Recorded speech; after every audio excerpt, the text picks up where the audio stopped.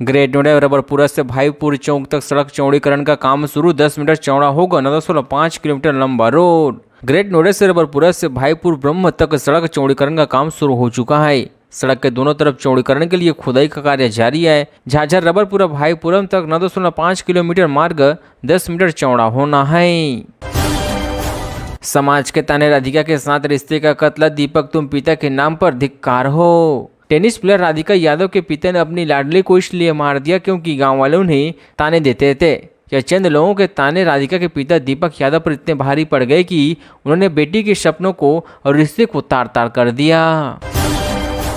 राधिका यादव हत्याकांड, गुरुग्राम कोर्ट ने आरोपी पिता दीपक यादव को 14 दिन के लिए जेल भेजा। गुरुग्राम की एक कोर्ट ने आज राधिका यादव हत्याकांड में आरोपी उसके पिता दीपक यादव को 14 दिन की न्यायिक हिरासत में भेज दिया है।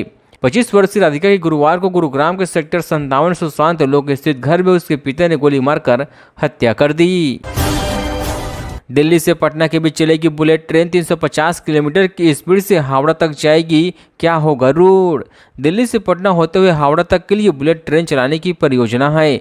इसे लेकर बिहार में सर्वे भी शुरू कर दिया गया है।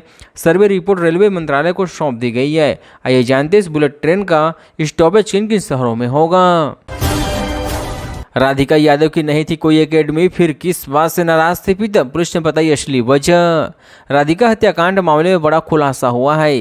पुलिस ने बताया कि राधिका यादव की अपनी कोई टेनिस एकेडमी नहीं थी। वो अलग अलग जगहों पर टेनिस कोर्ट करके खिलाड़ियों को ट्रेनिंग देते थे। इससे पहले भी दावा किया जा रहा था कि राधिका की एक एकेडमी थी। राधिका कर रही थी दूसरी जाति में शादी की जिद, पिता के खिलाफ पड़ोसी ने किया बड़ा दावा। गुरुग्राम के राधिका यादव हत्याकांड को लेकर एक पड़ोसी ने बड़ा दावा किया है। गांव में दीपक यादव के एक पड़ोसी ने बताया कि राधिका दूसरी जाति में शादी करना चाहती थी। वह उसके पिता इससे सख्त खिलाफ थे। राधिका के पापा को पसंद आया था म्यूजिक, फिर इंस्टा पर क्यों बंद किया, इनामुल हक ने बताया। राधिका यादव की उनके पिता दीपक ने गोली मारकर हत्या किया है। इस मामले में एक्टर इनामुल हक का बयान सामने आ गया है। उन्होंने दावा किया कि राधिका ने बताया था कि उनके पिता को म्यूजियम पसंद आ गया था। एक भी तार नहीं दिखेगा, रेखा गुप्ता ने की दिल्ली को ओवरहेड वायर मुक्त करने के अभियान की शुरुआत। दिल्ली के मुख्यमंत्री रेखा गुप्ता ने आज अपने विधानसभा क्षेत्र शालीमार बाग में कई विकास परियोजनाओं का उद्घाटन किया है। इसमें ओवरहेड वायर्स को अंडरग्राउंड बिजली नेटवर्क में बदलने की एक पायलट परियोजना भी शामिल है। दिल्ली जयपुर हाईवे को 9 साल के बाद मिली जलभराव से राहत, इन 3 अफसरों ने निकाला समाधान।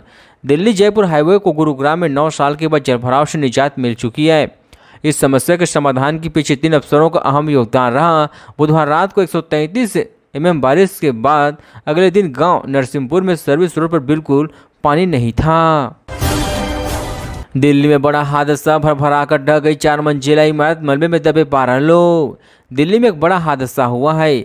नॉर्थ ईस्ट दिल्ली के वेलकम इलाके में 4 मंजिला इमारत ढह गई। इस इमारत के मलबे में 4 लोग फंसे हुए हैं।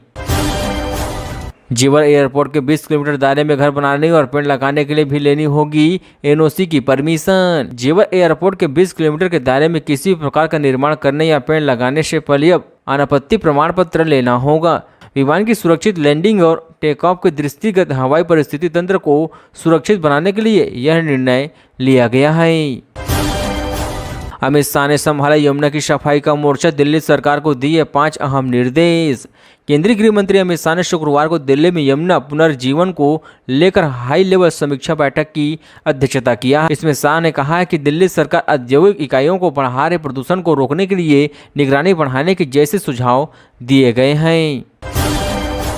दिल्ली में एयर रास्तों से गुजरेंगे कांवड़िए, 23 जुलाई तक एक्स्ट्रा टाइम लेकर घर से निकले या ना निकले।